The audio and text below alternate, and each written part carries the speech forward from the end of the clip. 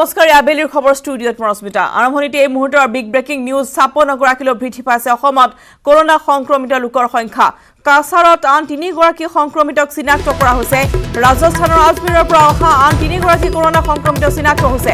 বাছখনত আছিল 45 গৰাকী যাত্ৰী বৃহস্পতিবাৰে চিনাক্ত হৈছিল 4 গৰাকী সংক্ৰমিত বুধবাৰে চিনাক্ত হৈছিল প্ৰথমজন সংক্ৰমিত টুইটাৰ যোগে জনালে স্বাস্থ্য মন্ত্ৰী হিমন্ত বিশ্ব শৰ্মাই কোৱাৰেণ্টাইন চেণ্টাৰত আছিল সংক্ৰমিত লোকসকল বৰ্তমান অসমত চিকিৎসাধীন 21 গৰাকী আৰোগ্য লাভ কৰিছে 34 গৰাকী সংক্ৰমিতই মৃত্যু হৈছে 2 গৰাকীৰ এই মুহূৰ্তৰ শিলচৰৰ পৰা আহিছে আন এক ব্ৰেকিং নিউজ যে 3জন বৰ্তমান বৃদ্ধি পাইছে অৰ্থাৎ 56লৈ বৃদ্ধি হ'ল অসমত কৰোনা সংক্ৰমিত লোকৰ সংখ্যা কাছাৰত আন 3 গৰাকী সংক্ৰমিতক চিনাক্ত কৰা হৈছে ইতিমধ্যে আজমেৰৰ পৰা অহা যিখন বাছ সেইখন বাছতে আহিছিল এই লোকসকল আৰু 45 গৰাকী যাত্ৰী সহ আজমেৰৰ পৰা ৰাজস্থানৰ আজমেৰৰ পৰা আহিছিল লোকসকল ফৰিদুল ইছলাম যিগৰাকী ব্যক্তি প্ৰথমে চিনাক্ত কৰা হৈছে তাৰ পিছতে আন এটা পৰিয়ালৰ 4 গৰাকী সদস্য আক্ৰান্ত হৈছিল কৰোনাত আৰু আন এক খবৰ আমি জনাইছো যে 3 গৰাকী সংক্ৰমিতক এতিয়া চিনাক্ত কৰা হৈছে কাছাৰত ৰাজস্থানৰ আজমেৰৰ পৰা অহা আন 3 গৰাকী কৰোনা সংক্ৰমিত বাছখনত আছিল 45 গৰাকী যাত্ৰী আৰু ইতিমধ্যে এই বাছখনত অহা লোকসকলৰ 12খনকৈ গাঁও কণ্টেইনমেণ্ট জ'ন হিচাপে ঘোষণা কৰা হৈছিল প্ৰৱেশ পথ বন্ধ কৰি দিয়া হৈছিল গাঁওকেইখনৰ আৰু ইতিমধ্যে সকলোৰে স্বাস্থ্য পৰীক্ষা কৰাৰ অন্তত পোহৰলৈ আহিছে যে আন 3 গৰাকী লোক বৰ্তমান আক্ৰান্ত হৈছে মহামাৰী কৰোনাত আৰু বৰ্তমান চিকিৎসা প্ৰদান কৰা হৈছে সকলোকক সকলোৰে স্বাস্থ্য পৰীক্ষা কৰা হৈছে ৰিপৰ্টসমূহ আহি আছে 45 গৰাকী যাত্ৰীৰ যেহেতু স্বাস্থ্য পৰীক্ষা কৰাৰ অন্তত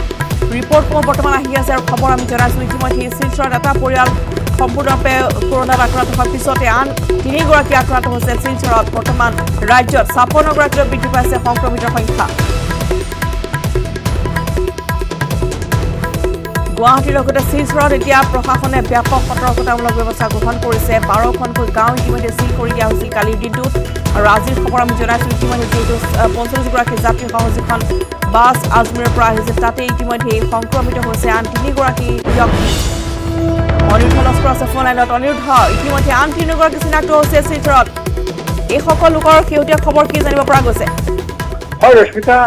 এই আজমেৰৰ পৰা যেতিয়া বাছখন আহিছিলে 6 তাৰিখ মৰ্নিং আমাৰ স্বাস্থ্য মন্ত্ৰীয়ে কৈছে যে 3জন এই যে আজমেৰৰ পৰা একেলগে 46 পেছেঞ্জাৰ্ছ আৰু ড্ৰাইভাৰ আৰু হেণ্ডিমেন লৈ 4 দিন ট্ৰেভেল কৰি আহিছে ফাৰ্ষ্ট কেছটো আছিলে ফৰিদুল ইছলামৰ পাছত এই একে পৰিৱাৰৰ যে চাহাবুদ্দিন চদিয়াল আৰু তাৰ লগত যিটো কালি 4জন পেছেঞ্জাৰৰ যে কোভিড পজিটিভ পোৱা গৈছে এই চাহাবুদ্দিন চদিয়ালৰ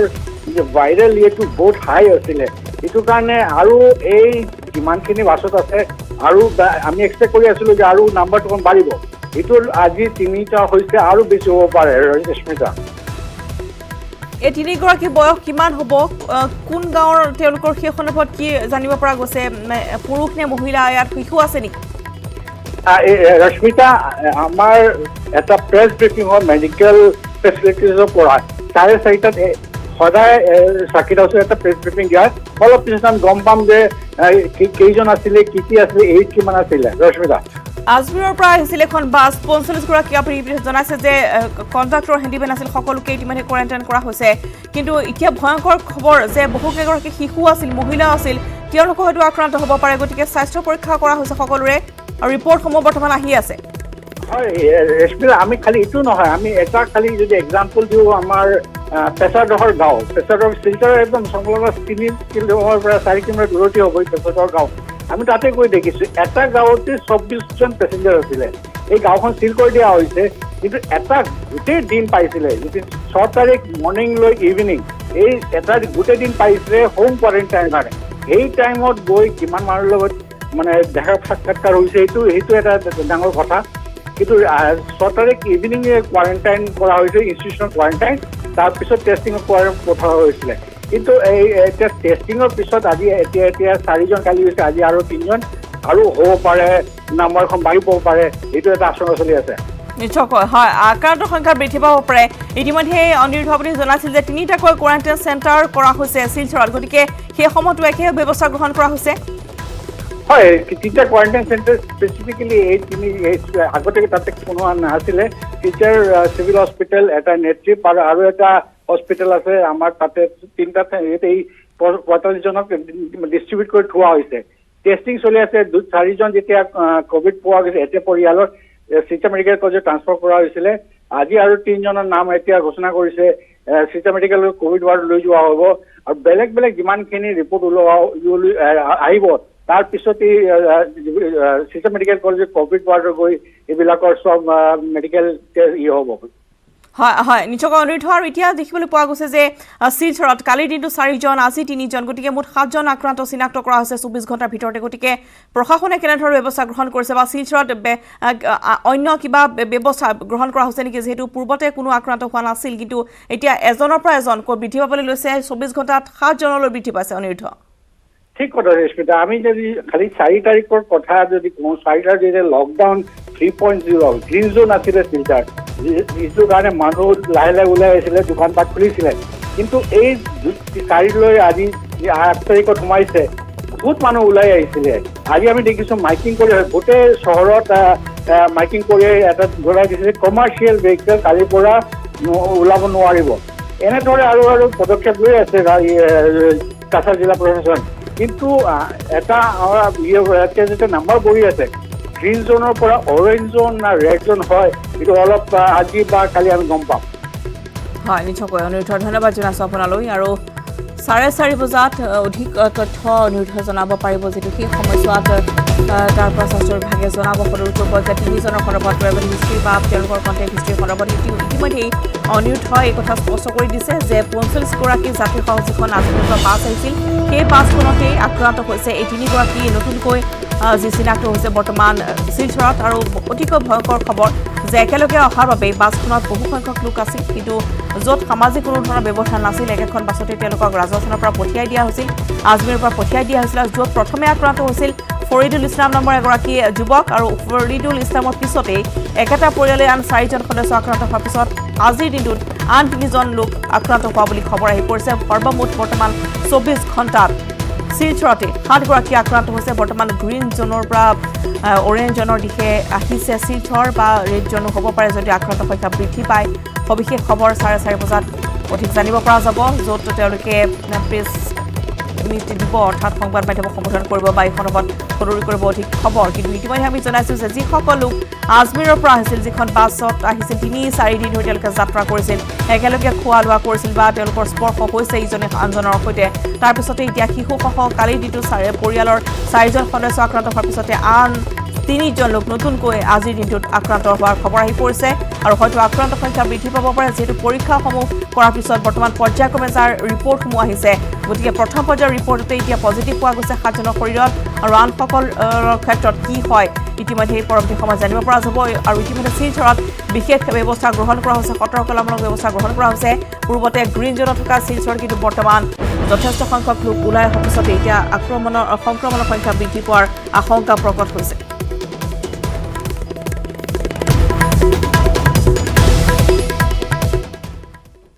আৰু এখন খবৰ শেহতীয়া খবৰ আমি জনাই যাম, গুৱাহাটীৰ খবৰ আমি জনাম। আমাৰ সাংবাদিকসকল আছে বিভিন্ন প্ৰান্তত। সময় হৈছে টি বিৰতিৰ।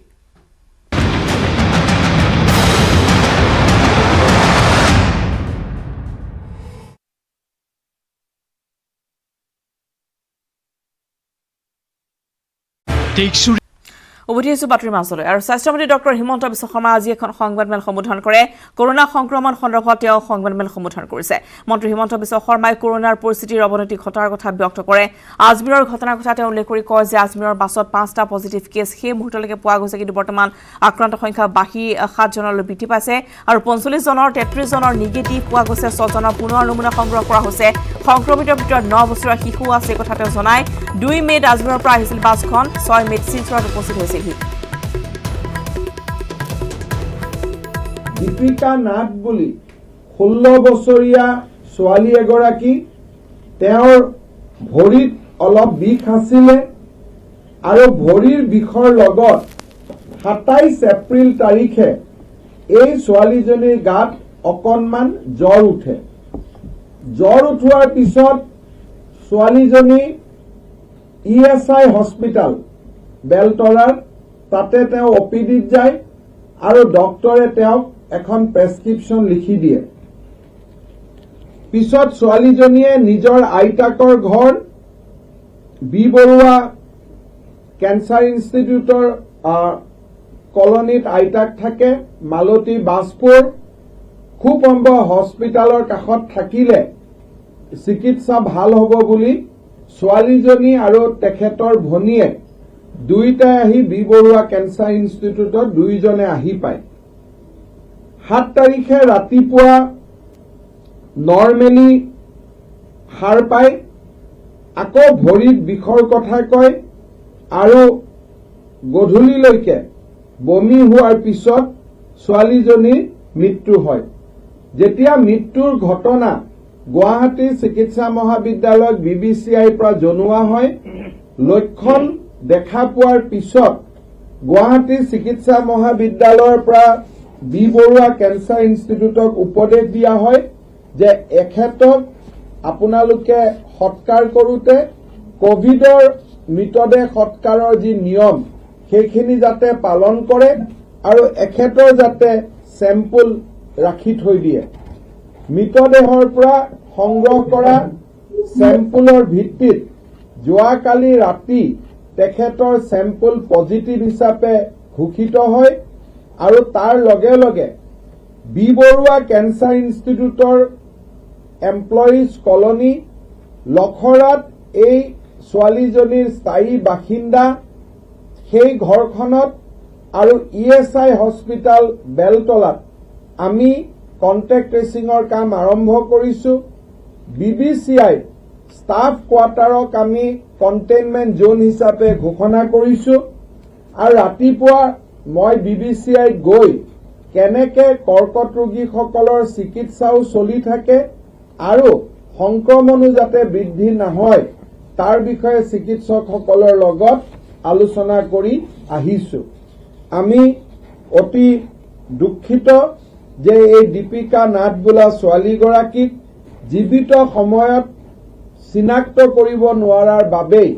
যি প্ৰকৃত চিকিৎসা হয়তো তেখেতে পাব লাগিছিল সেই চিকিৎসাৰ পৰা তেখেত বঞ্চিত হ'বলগীয়া হ'ল। যে গুৱাহাটী চিকিৎসা মহাবিদ্যালয়ৰ মেডিচিন ডিপাৰ্টমেণ্টৰ এজন পোষ্ট গ্ৰেজুৱেট ষ্টুডেণ্ট যি কোভিড স্ক্ৰিনিঙৰ দায়িত্বত আছিলে 4 মে'ৰ পৰা ডক্টৰ লিখিতেশ DS তেখেত দাক্ষিণাত্যৰ এগৰাকী ছাত্ৰ আছিলে। তেখেতক যোৱাকালি ৰাতি গুৱাহাটী চিকিৎসা মহাবিদ্যালয়ে তেওঁ নিজে টেষ্ট দিছিলে, নিজে স্ক্ৰিনিং কৰাইছিলে আৰু তেখেতক পজিটিভ বুলি ঘোষণা কৰা হয়। ডক্টৰ লিখিতেশে 27 এপ্ৰিলৰ পৰাই অলপমান চিম্পটম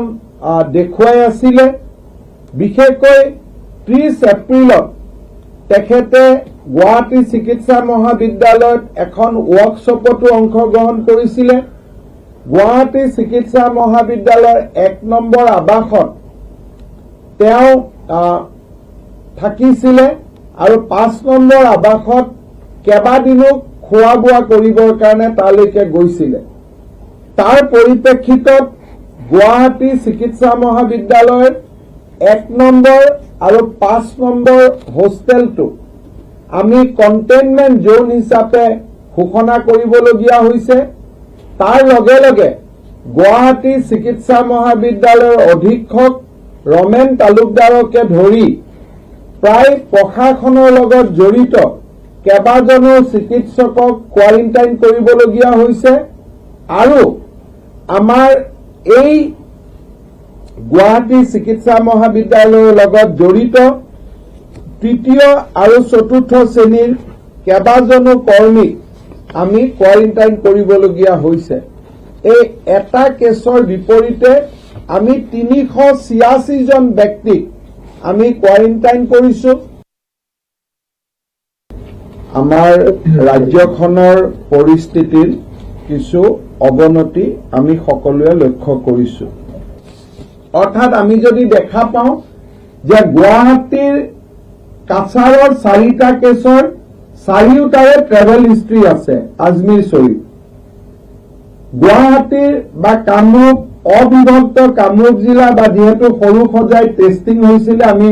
4টাই টেকনিকেলি গুৱাহাটীৰ মেট্ৰ' কেছ বুলি ক'ব লাগিব আৰু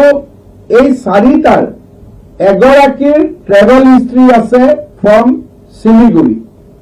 বৰ্তমানলৈকে ৱেষ্ট বেংগলৰ ট্ৰেভেল হিষ্ট্ৰী থকা এজন কোচবিহাৰৰ আমি পজিটিভ পেচেণ্ট পালো এজন আমি মেদিনীপুৰৰ এজন আমি পজিটিভ পেচেণ্ট পালো তাৰ পৰা পশ্চিমবংগতো যে বিভিন্ন জিলাত এই ৰোগে বিয়পিছে তাৰ এটা আভাস দিয়ে কিন্তু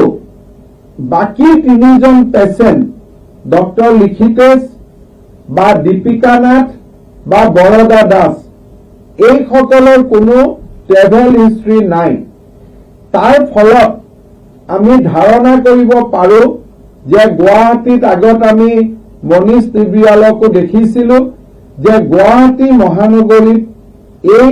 কৰোনা ভাইৰাসৰ কৰবাত নহয় কৰবাত ট্ৰেছ আছে আৰু সেই কাৰণে গুৱাহাটী মহানগৰী ৰাইজে জ্বৰ কাহ হলে যদি শুকান কাহ হয় কাহৰ লগত যদি কফ নোলায় তেতিয়াহলে অনুগ্ৰহ কৰি আপোনালোকে চৰকাৰৰ লগত যোগাযোগ কৰক 104 নম্বৰত ফোন কৰক অন্যথা আমাৰ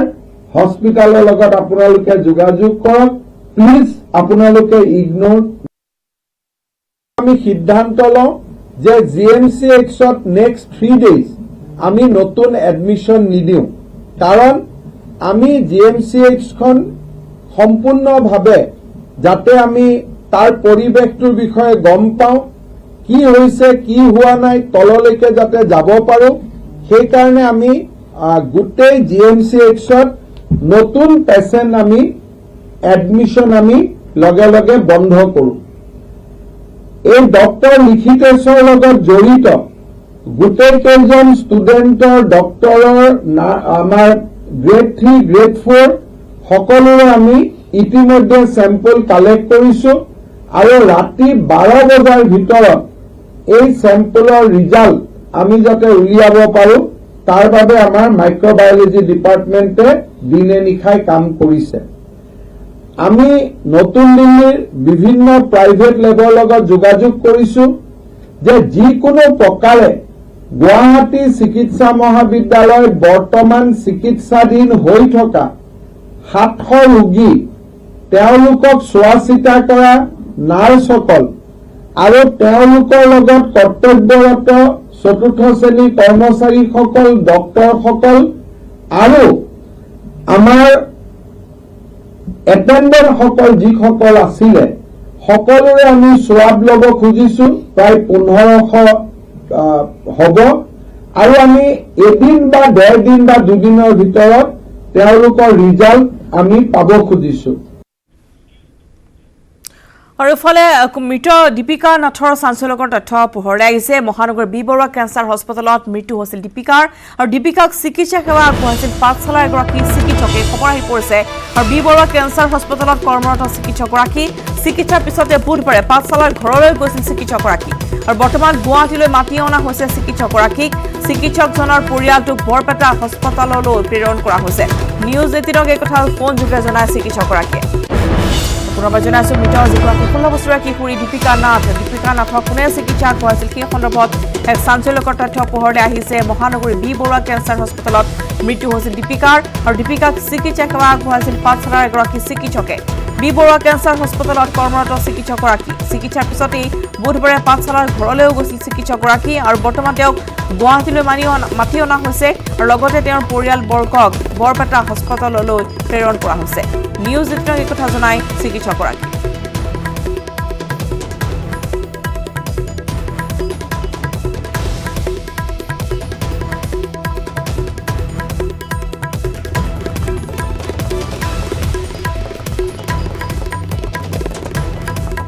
আৰু কৰোনা সংক্ৰমিত দীপিকা নাথৰ মৃত্যুৰ পিছতে এক আতংকময় পৰিৱেশে বিৰাজ কৰিছে দীপিকা নাথৰ ঘৰ মহানগৰীৰ লখৰাত 4 মেত ইএসআইসি হস্পিটেলত চিকিৎসাৰ বাবে গৈছিল দীপিকাক চিকিৎসা কৰা ইএসআইসি চিকিৎসকৰ চেম্পল সংগ্ৰহ কৰা হৈছে বুধবাৰে বি বৰুৱা কেঞ্চাৰ হস্পিটেলৰ কোৱাৰ্টাৰ আবাসী আইতাকৰ ঘৰলৈ গৈছিল কিশোৰীগৰাকী আৰু আইতাকৰ ঘৰত অসুস্থ হৈ পৰাত বি বৰুৱা কেঞ্চাৰ হস্পিটেলতে কৰা হৈছিল চিকিৎসা দীপিকাক চিকিৎসা কৰা বি বৰুৱা কেঞ্চাৰ হস্পিটেলৰ চিকিৎসক আৰু নাৰ্ছক কৰা হৈছে কোৱাৰেণ্টাইন ভূতনাথত অন্ত্যেষ্টিক্ৰিয়া সম্পন্ন হৈছিল দীপিকাৰ ভূতনাথ শ্মশানৰ 11 জন লোকক কৰা হৈছে কোৱাৰেণ্টাইন যেহেতু তেওঁৰ মৃত্যুৰ সময়ত কোনো ভবা নাছিল যে কৰোনাৰ আক্ৰান্ত হৈছে দীপিকা নাথ কিন্তু যেতিয়া তেওঁৰ চেম্পল সংগ্ৰহ কৰা হৈছিল মৃতদেহৰ পৰা আৰু সেই চেম্পল প্ৰেৰণ কৰা হৈছিল GMCHৰ তাৰ পিছতে জানিব পৰা গৈছে যে দীপিকা নাথ নামৰ এগৰাকী কিশোৰী COVID-19তো আক্ৰান্ত হৈছিল আৰু বৰ্তমান দীপিকাৰ যি ঘৰ আছিল মহানগৰ ৰখৰা তাতো ইতিমধ্যে কোৱাৰেণ্টাইন কৰা হৈছে তেখেতৰ পৰিয়ালবৰ্গক লগতে 4 মে যেহেতু ESIC হস্পিটেললৈ গৈছিল যেহেতু ভৰিৰ বিষত আক্ৰান্ত হোৱা খবৰ ইতিমধ্যে জনাইছে স্বাস্থ্যমন্ত্ৰীগৰাকীৰ সংবাদমেলৰ জৰিয়তে যে এটা ভৰি খুব বেছিকৈ বিষাইছিল কিশোৰীগৰাকীৰ আৰু ভৰিৰ বিষতে হস্পিটেলত তেওঁ চিকিৎসাধীন হৈ আছিল দীপিকাক চিকিৎসা কৰা ESIC চিকিৎসকৰ চেম্পল সংগ্ৰহ কৰা হৈছে আৰু বুধবাৰে বি বৰুৱা কেঞ্চাৰ হস্পিটেলৰ কোৱাৰ্টাৰৰ আৱাসী আইতাকৰ ঘৰলৈ তেওঁ আহিছিল আইতাকৰ ঘৰতে বেছিকৈ অসুস্থ হৈ পৰাত বি বৰুৱা কেঞ্চাৰ হস্পিটেলত ভৰ্তি কৰা হৈছিল কিশোৰীগৰাকীক দীপিকাক চিকিৎসা কৰা বি বৰুৱা কেঞ্চাৰ হস্পিটেলৰ চিকিৎসক নাৰ্ছক কোৱাৰেণ্টাইন কৰা হৈছে ভূতনাথত অন্ত্যেষ্টিক্ৰিয়া সম্পন্ন হৈছিল দীপিকাৰ আৰু ভূতনাথ শ্মশানৰো 11 জনক কৰা হৈছে কোৱাৰেণ্টাইন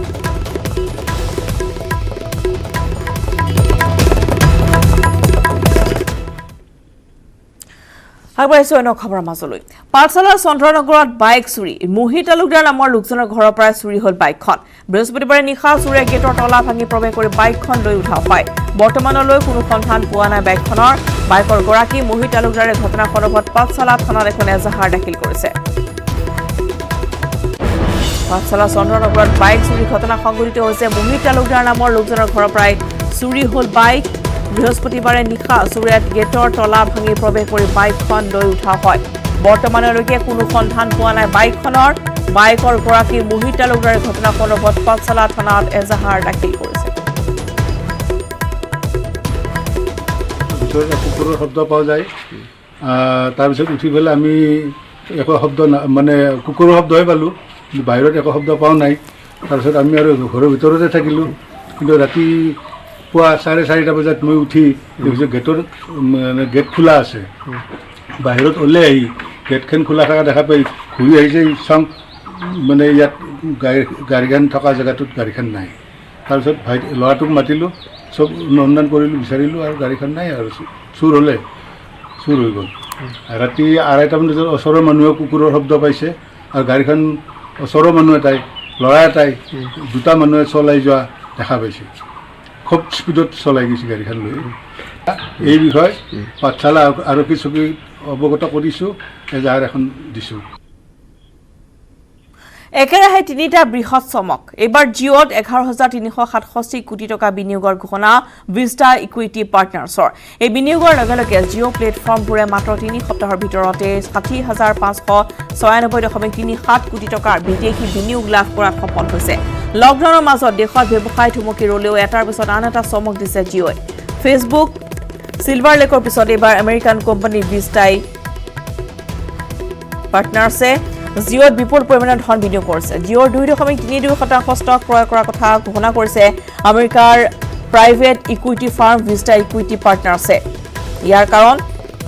কাৰণে 11,367 কোটি টকা বিনিয়োগ কৰিব কোম্পানীটোৱে এই বিনিয়োগৰ লগে লগে মাত্ৰ 3 সপ্তাহৰ ভিতৰতে 60,596.37 কোটি টকা বিদেশী বিনিয়োগ পোৱাত সফল হ'ল জিঅ' ই এক নতুন অভিলেখ জিঅ' প্লেটফৰ্মত এই নতুন বিনিয়োগৰ ইকুইটি মূল 4.91 লাখ কোটি টকা আৰু এণ্টাৰপ্ৰাইজ মূল 5.16 কোটি টকা ভিস্টা হৈছে ফেচবুক আৰু চিলভাৰ স্কোৱাৰ পিছত জিঅ'ত তৃতীয় সৰ্ববৃহৎ বিনিয়োগকাৰী মাত্ৰ কেইটামান দিন পূৰ্বে সমগ্ৰ বিশ্বতে চমক প্ৰদান কৰি ৰিলায়েন্স জিঅ'ই 9.99% মালিকী স্বত্ব ক্ৰয় কৰিছিল ফেচবুকে ইয়াৰ কাৰণে প্ৰায় 44,000 কোটি টকা বিনিয়োগ কৰাৰ কথা ঘোষণা কৰিছিল আমেৰিকান ছ'চিয়েল নেটৱৰ্কিং ছাইটটোৱে সোমবাৰে জিঅ' প্লেটফৰ্মত চামিল হয় তথ্য প্ৰযুক্তি বিনিয়োগৰ বিশ্বৰ অন্যতম কোম্পানী চিলভাৰ লেকৰ হাতত 4,000 কোটি টকা ডলাৰ সম্পদ আছে Airbnb, Alibaba, Alphabet, Dell, টুইটাৰৰ দৰে কোম্পানীৰ সৈতে ইয়াৰ পূৰ্বে সন্ধি কৰিছে চিলভাৰ লেকে কৰোনা সংকটৰ কাৰণে বিশ্বত প্ৰায় ব্যৱসায় এতিয়া স্তব্ধ তাৰ মাজতে এটাৰ পিছত এটাকৈ মুঠ 3টা বিদেশী কোম্পানীৰ সৈতে চুক্তি সফলতাৰে সম্পন্ন কৰিছে ৰিলায়েন্স জিঅ'ই বিশ্লেষকৰ মতে জিঅ' এতিয়া সমগ্ৰ বিশ্বৰ অন্যতম সম্ভাৱনাপূৰ্ণ ডিজিটেল ব্ৰেণ্ড সেইকাৰণে বিদেশী কোম্পানীসমূহে বিনিয়োগ কৰাত আগ্ৰহ প্ৰকাশ কৰিছে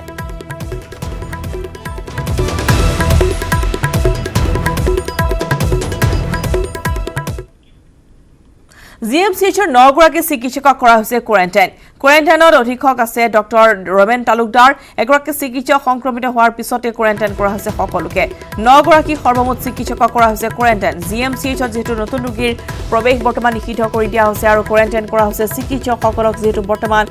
যিগৰাকী পিজি ষ্টুডেণ্ট আছিল, তেওঁ দ্বিতীয় বৰ্ষৰ আছিল আৰু তেওঁ 5 নম্বৰ হোষ্টেলৰ আৱাসী আছিল আৰু তাৰপিছতে তেওঁ যেহেতু স্ক্ৰিনিঙত ব্যস্ত হৈ পৰিছিল আৰু তাৰপিছতে সময়ছোৱাতে কৰ্তব্যত থকা অৱস্থাতে তেওঁ COVID-19ত আক্ৰান্ত হৈছে আৰু বৰ্তমান জিএমচিএইচৰ 9 গৰাকী চিকিৎসকক কোৱাৰেণ্টাইন কৰা হৈছে। কোৱাৰেণ্টাইনত ৰখা হৈছে অধীক্ষক ডক্টৰ ৰমেন তালুকদাৰকো। এগৰাকী চিকিৎসক সংক্ৰমিত হোৱাৰ পিছতেই এই ব্যৱস্থা কৰা হৈছে।